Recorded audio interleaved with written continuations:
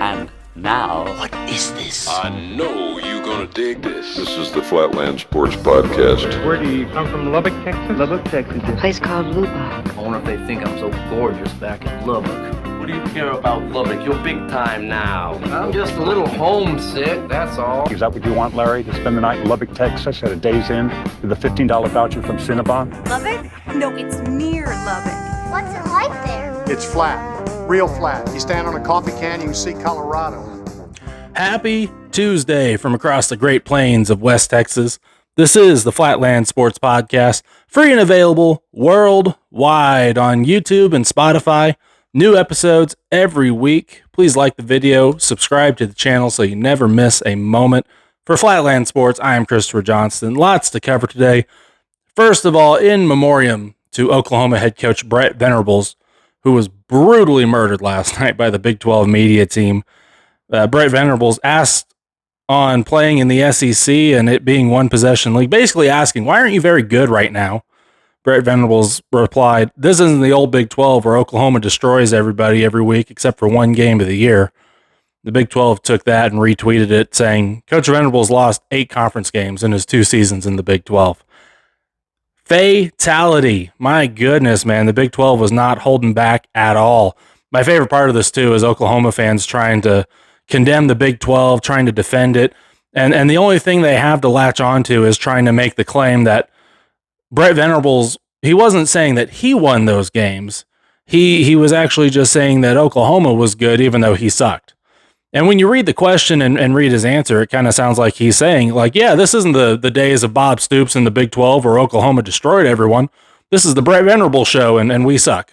Is the moral of my one takeaway from Brett Venables talking to the media about all this. But my goodness, and the Big 12 needs to continue doing this. Every time the Big 12 does something like this, they earn just a little bit more respect in the hearts of the media and the general public.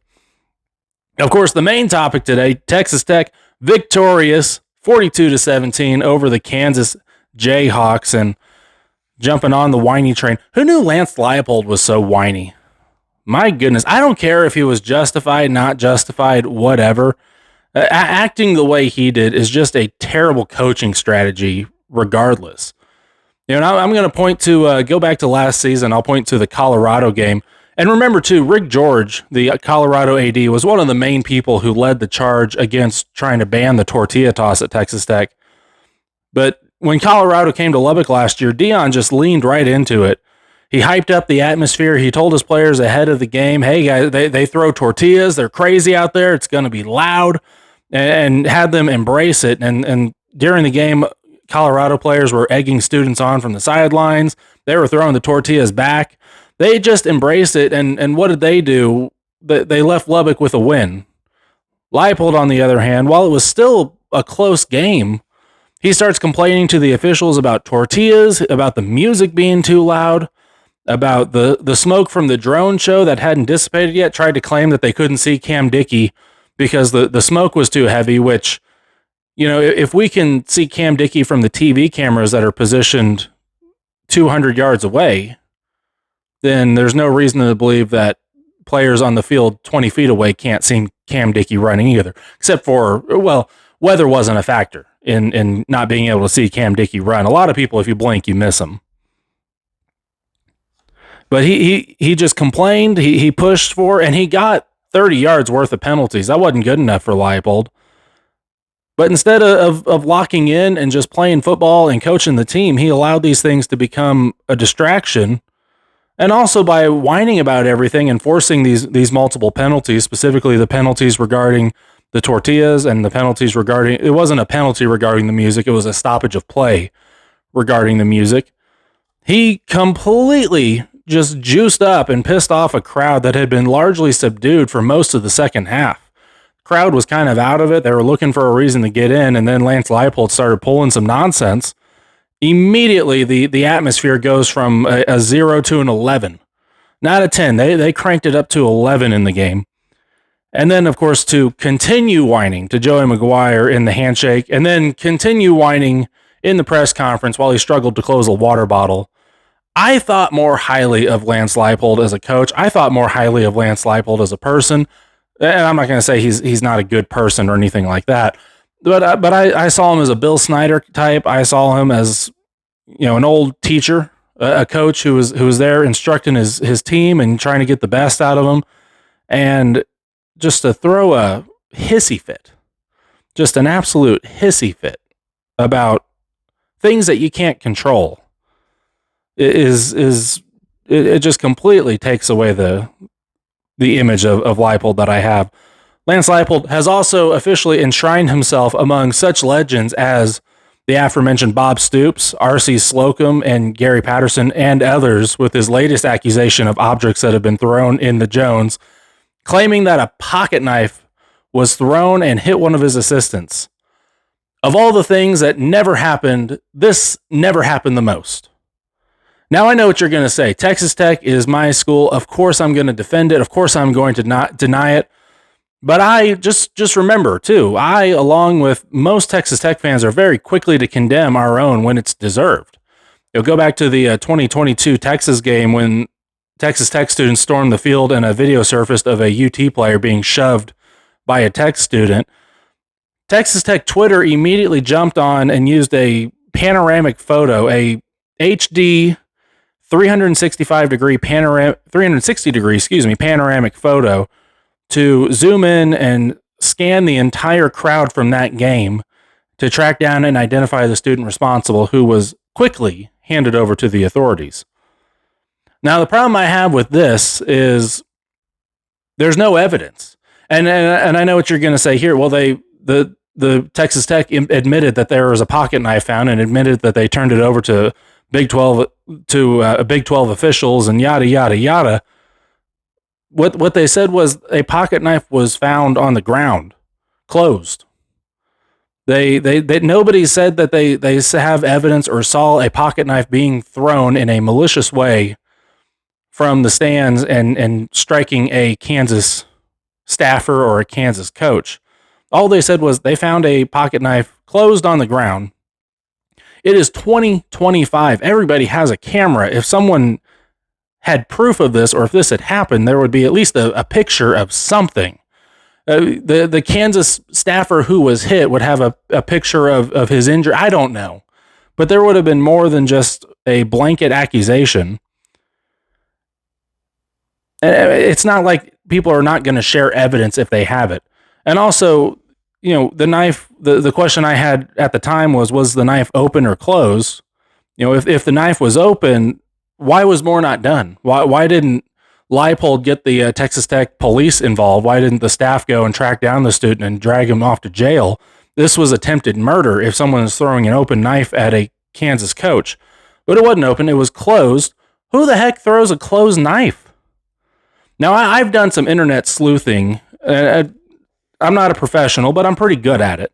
I've pieced together what I feel is the most likely chain of events. And one was, it was a Swiss Army knife, not a full-size West Texas pocket knife that everybody has, but, a red Swiss multi-tool, dropped on the sideline by a stadium staffer or a photographer, which really would be the only one who could get something like that in, because there are metal detectors at the stadium, from what I understand. A KU staffer found it on the ground among tortillas, told Lance Leipold, and said it was thrown. Did he lie? I don't know. Did he make an assumption? Probably. I'm not sure when it turned into or where it turned into. Staffer was struck by a knife. I'm blaming the age-old game of telephone on that one. I'm saying that the staffer found the knife on the ground, picked it up, assumed that it had been thrown. The idea that someone had dropped a knife, that's completely... I think the idea that people carry pocket knives is foreign to the citizens of Kansas, but who am I to judge? Picked it up off the ground, assumed it was thrown, took it to Leipold, said, hey, I think this was thrown. Leipold just latched on it and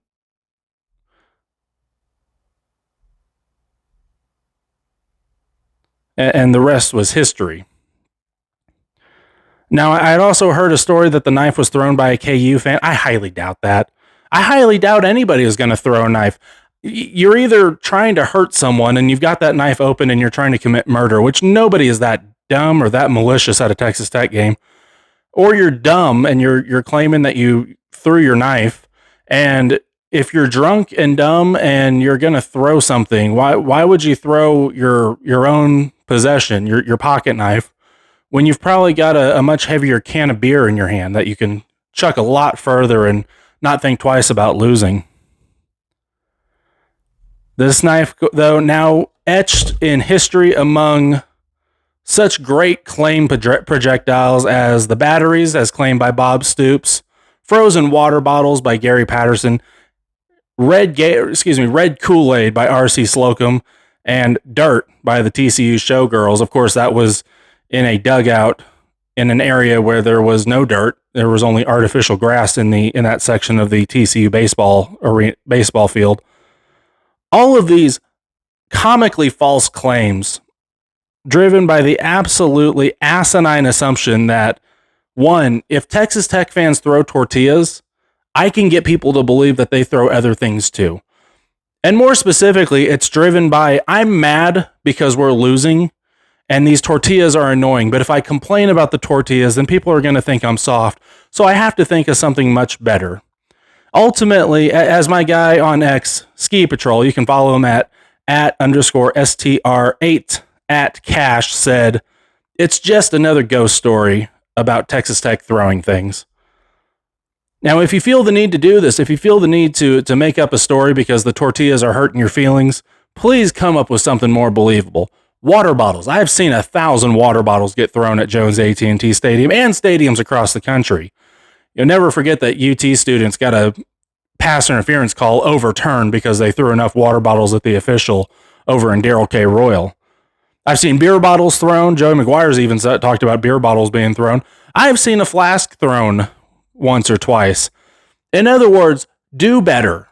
Come up with something believable. Come up with something that we really couldn't deny. Frozen water bottles when it was 95 degrees outside and you're claiming that happened in the fourth quarter. And we all saw R.C. Slocum dump the red Kool-Aid on his own players. And Bob Stoops claiming batteries were being thrown at players and they had to keep their helmets on during the game on the sidelines. Meanwhile, when you can go back and pull up that 2007 Texas Tech Oklahoma game on YouTube and see very clearly that players are sitting on the sidelines with their helmets off. The one thing these all have in common, the one thing every scenario has in common when a story like this comes up, is it always comes up when a team is getting beat in Lubbock, Texas. Texas Tech, by the way, 6-0 now for the first time since 2013. They are bowl eligible after the first 6 games, ranked number 7 in the AP poll. That's the highest ranking since 2008. Highest was number 2 that year, of course. You were ranked number 7 going into the game against the number 1 Texas Longhorns. Still a lot of football left to be played. We will recap the game against Kansas. I will hand out position group grades. Also, preview the Arizona State Sundevils. Take a look around the Big 12. And we'll have the good, the bad, and the ugly from the Big 12 weekend. But first, Red Raiders in action this week as number 11 Texas Tech Soccer had a home match against number 17 TCU Horned Frogs last Friday in front of an incredible home crowd. The match ended in a 1-1 draw. Rayleigh Greason had the lone goal for Texas Tech in the 25th minute. Now, since that game, the Red Raiders jumped up to number 4 in the top drawer soccer poll. They will travel to Arizona State on Thursday. That is a 9 p.m. 9 p.m. match start on ESPN+. Texas Tech football, of course, win over Kansas 42-17. It's not just the 6th win of the season. This is the 6th win of the season by 20-plus points. Texas Tech has blown out every team faced thus far. The offense has yet to score less than 30 points, and the defense has allowed 17 points from Kansas. That was the most all season. Up until yesterday, up until last Saturday, the most that this defense had allowed was 14 points, and those were games where the 3rd and 4th stringers ended up playing and letting a couple touchdowns slip by them. You held Kansas to 0 points in the second half. This is the second consecutive game with your opponent being held scoreless in the second half. And here's a stat for you. 5 of your 6 opponents were held scoreless in 3 quarters out of the 4 quarters that they played. Only Houston scored in 2 separate quarters of play. No team has scored against Texas Tech in more than 2 quarters. This defense isn't just elite. This is a national championship caliber defense. And I'll say that again. I'm not talking about a Big 12 championship, which that's part of it. But this is a defense that is very similar to the Georgia Bulldog defense that came in and rolled over TCU a couple of years ago in the national championship game. We will get some player stats here in a moment. We'll start with the team stats. So in this game, Texas Tech and Kansas, first downs, Tech had 22, Kansas had 22. Tech was 6 out of 14 in third down efficiency. Tech did not have to go for a single, or did not attempt a single fourth down. Kansas was 1 for 2. You had 505 total yards. Kansas had 319. Passing, Tech 133 through the air. Kansas 245. The quarterback play was a little soft here, but that was primarily from when Baron Morton was taken out of the game due to an injury. Will Hammond coming in, and he stumbled the first couple possessions that he had. There was 1 interception thrown, that was by Will Hammond, but the big story of the night too, Texas Tech 372 yards rushing over Kansas's 74. Now, of course, the biggest questions of the game were in regards to the health of Baron Morton and Skylar Gill-Howard. For Baron Morton, he left the game with a lower leg, maybe ankle injury. Joey McGuire said the x-rays came back negative. He is considered day-to-day. I would bet money. I'm almost 100% sure that he will play against Arizona State. The real question for me is how much practice will Baron Morton have? Once again, just like we saw really in the Houston game, is he going to have to kick off some cobwebs again? Is he going to start a little slow? He hasn't been able to get into a real rhythm all season yet because of the injuries. The other big injury, of course, that everyone was concerned about, Skylar Gill-Howard left the game early on a cart with an air cast. I thought he was done. I saw that. I thought he was done for the season. According to Joey McGuire, the x-ray came back negative. Not only that, they had him warming up in the indoor practice facility. They were trying to see if they could get him back in the game that night, is how good the injury looked. They weren't able to get him back in. He's considered day-to-day. He may be back in time for Arizona State. I believe he probably will be. You never know. Of course, anytime I hear day-to-day, it gives me a little bit of a pause because I lived through the Cliff Kingsbury era where he would tell you a player's day-to-day, and day-to-day turns into 8 weeks. The outlook, though, much better than we initially thought for both. We'll see if both players are ready to go for Arizona State. It's time now. We'll go ahead and award the official Flatland Sports position group grades. We'll start with the quarterbacks. Baron Morton, quarterbacks in general, you get an A. Baron Morton started strong before the injury.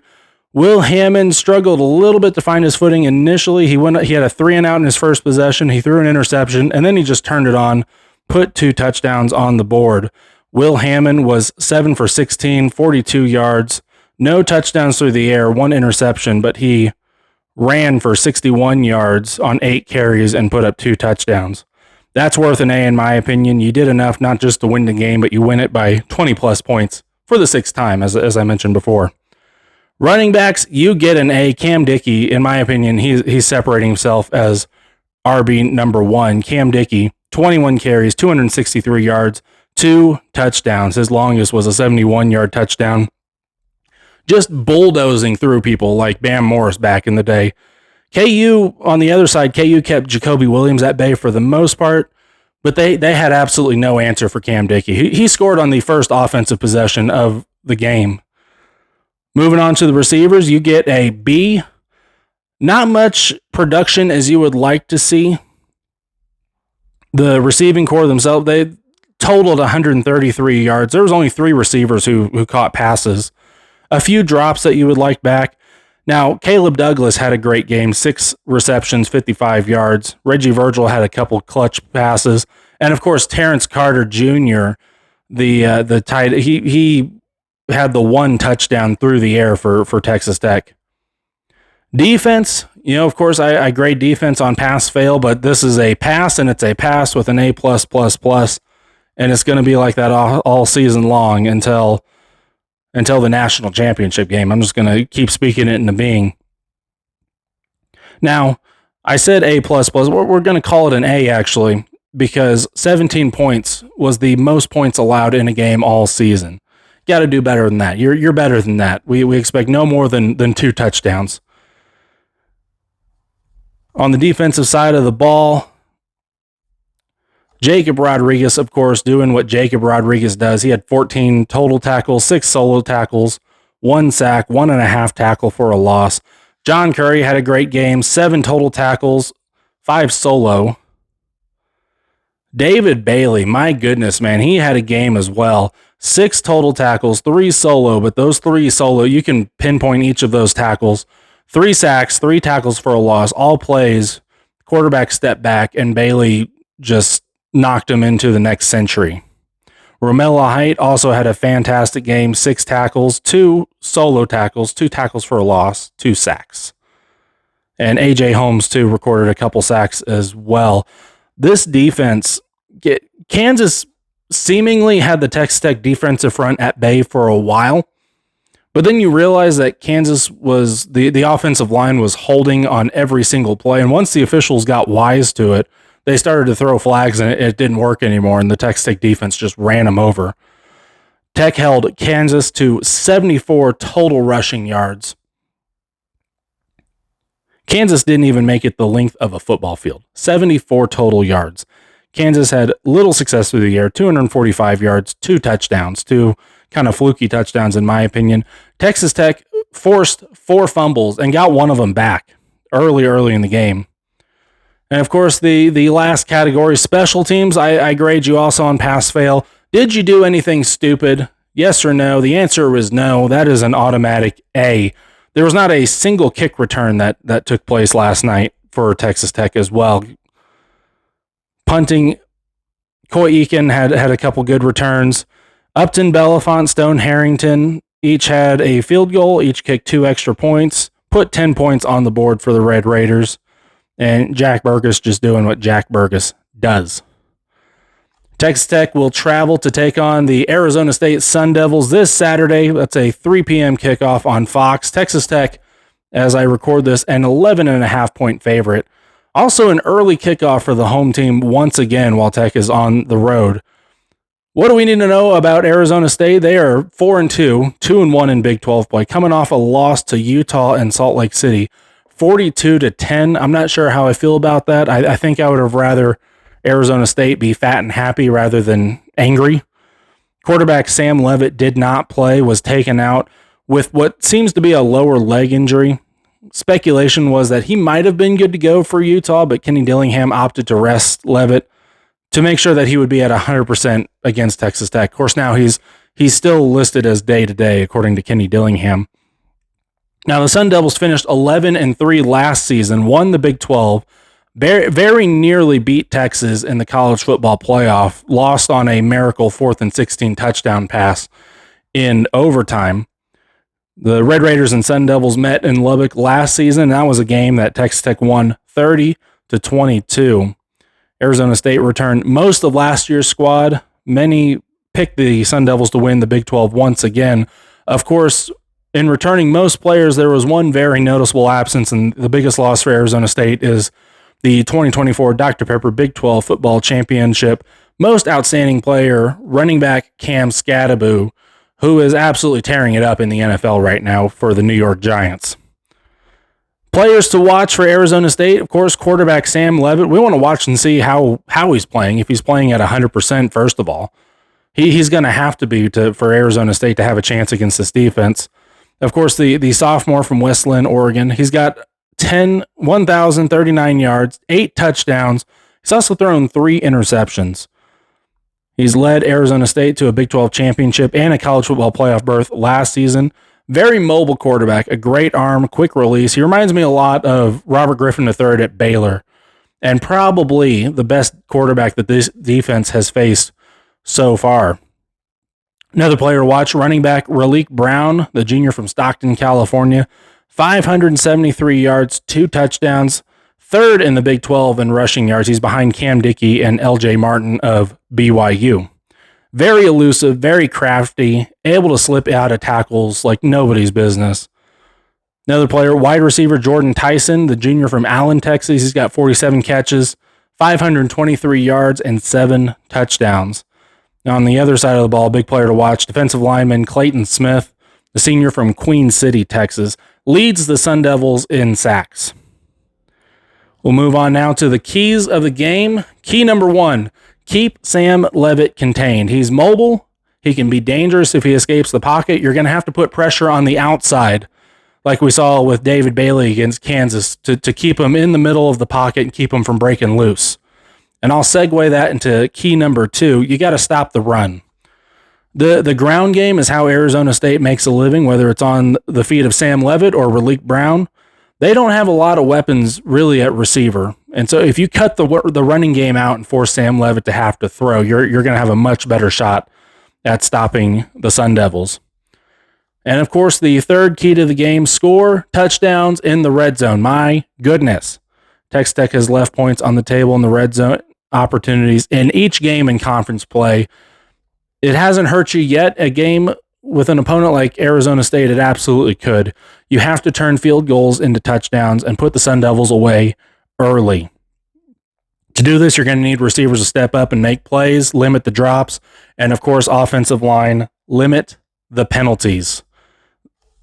And one extra key to the game. Hey, fans at Arizona State, go throw some tortillas on the field.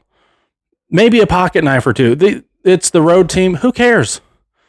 You know, Kansas fans are absolutely throwing tortillas on our field. So why not? Why not make it a thing?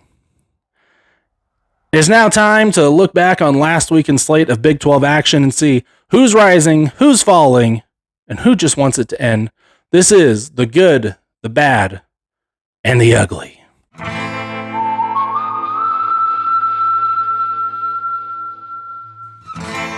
Audio Jungle.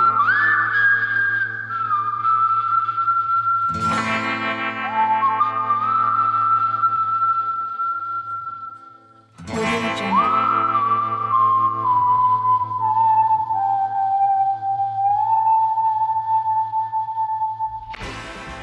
We'll start with the good. BYU escaping Tucson with the win. Looked like the Cougars had fumbled with seconds left to give Arizona the win. It is ruled an incomplete pass. BYU scores a touchdown 2 plays later to tie, and then BYU would go on to win on a 7-yard touchdown run by the Bear, Bachmeier, in double overtime. BYU, in my opinion, if I'm picking right now, that's the team that will face Texas Tech in the Big 12 championship game as we sit. Also good, in the face of certain doom, of certain mediocrity, one fan united a section together and united the hearts of a nation. Of course, I'm talking about Oklahoma State, Section 231. Just a pure college football moment, and I'm here for all of it. And quite possibly the Guinness World Record for the most husbands who asked their wives if they could go play with their friends. The bad, Arizona. You had BYU, man. You had them on the ropes, and you couldn't quite get it done. You don't get very many opportunities like that, especially when you're rebuilding the way Arizona is. You had a chance to get a top 25 opponent at home, and you just couldn't close the deal. And really, you outplayed BYU for 3/4 of the game. Rough night for the Arizona Wildcats. And the second submission for the bad, the team down the road, Arizona State, blown out by Utah. Kenny Dillingham basically throwing in the towel before that game started by sitting out Sam Levitt, because as we understand, Levitt was probably okay to play. Kenny Dillingham making the decision that Utah was going to win the game anyway. So let's just make sure Sam Levitt is ready for Texas Tech. The ugly, Iowa State, quite possibly has eliminated itself from Big 12 title contention with the loss to Colorado, which I didn't think Colorado was going to be very good. I might need to add them to the good column. Colorado really starting to look a lot better. Injuries are just too much to overcome for Matt Campbell and company. They were my pick originally for a Big 12 title game appearance. They're just not going to make it now. The injury bug got them, and it's over for the Cyclones. Also, TCU blown out by what has been a bad Kansas State team, and they're still a bad Kansas State team. A lot of those points scored by the Wildcats were just absolutely gifted by TCU. I had considered TCU a potential dark horse candidate for the Big 12, and they might still be. TCU's defense couldn't stop K-State at all in this game, and they might be done. We'll see. We'll see what the Horned Frogs do moving forward, playing Baylor this weekend. Let's move on ahead to this week's games across the Big 12. We'll start with Arizona and Houston. That game is on Fox Sports 1, kicks off at 11 a.m. Houston, a 1.5 point favorite. Both teams, Houston really seems like they're on a hot streak right now. Arizona, of course, coming off a heartbreaking loss to BYU. Otherwise, they would both be 5-1, 2-1. I'm going to pick Houston to win this one 24-21 at home. Up next, Baylor, TCU, the rivalry, and you can't tell me that it's anything different than that. I won't even say the name of what they're calling that rivalry now. It's the Revivalry. Baylor and TCU, that is also an 11 a.m. kickoff on ESPN2. TCU, a 2.5 point spread. TCU just absolutely looked terrible against Kansas State. There's rumblings, and very faint rumblings that they might be looking for a new coach this offseason. We will see. I will tell you that this is a game that whoever wins gets to keep their job, and whoever loses, whether it happens this weekend or they wait till the end of the season. But I would almost, in fact, let's book it right now. I'm making an official prediction. Whoever loses the rivalry is going to be firing their head coach before the end of this season. And who that team is, in my opinion, is going to be Baylor. I've got TCU 16-14. West Virginia at UCF, the two identical twins breaking in legendary head coaches for their second stint at these respective schools. That is a 12 p.m. kickoff on TNT HBO Max. UCF a 7.5 point favorite. UCF really progressing upward. West Virginia, not so much. And I think UCF is going to win this game comfortably 35-10. We move on to the primetime game.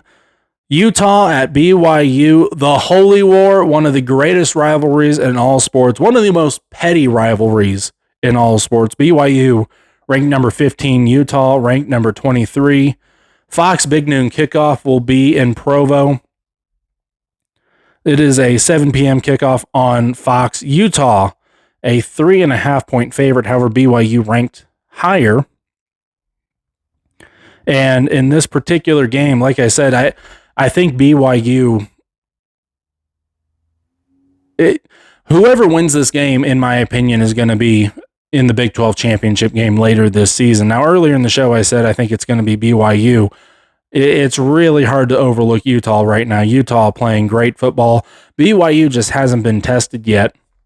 But I'm going to go ahead. I'm going to pick BYU to win this one 28-26. I think they get a huge win at home, and they propel themselves forward to a Big 12 title game appearance. And the other primetime game on ESPN2, number 24 is Cincinnati, who finally broke into the top 25. A much-deserved top 25 appearance by the Bearcats, taking on the sad Cowboys of Oklahoma State. Cincinnati, a 22.5 point favorite. The only question we really have in this game is, will the shirtless Cowboys come back? Will Section 231 run it back for round 2? That is, the eyes of the nation will be upon this game to see what happens there. Otherwise, it's going to be a major blowout. Cincinnati has got this one 42-14.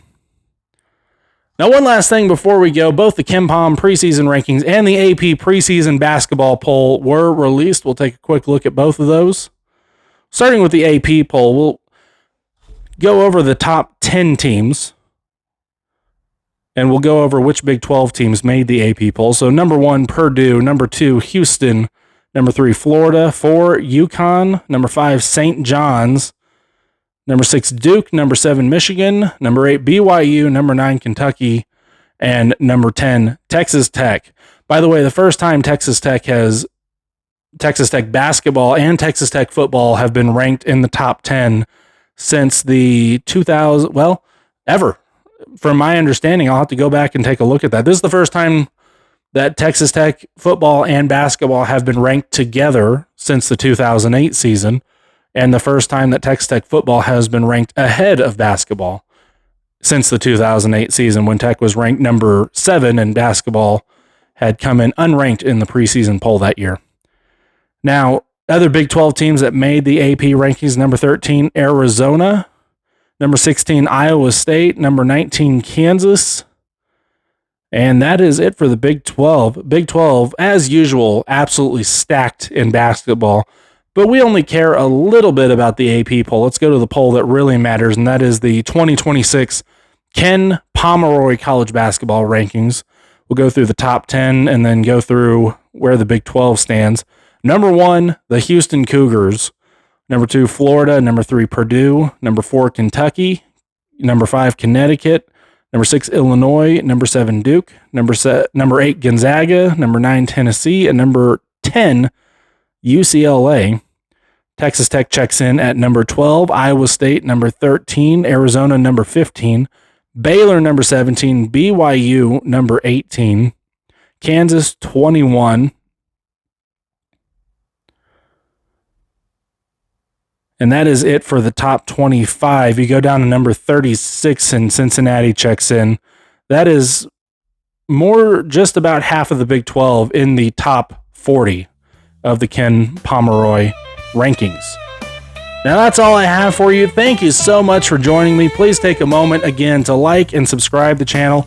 I'll be back after the game for the official Flatland Sports post-game show live on X. For Flatland Sports, I am Christopher Johnson. Thank you so much for joining me, and wreck 'em.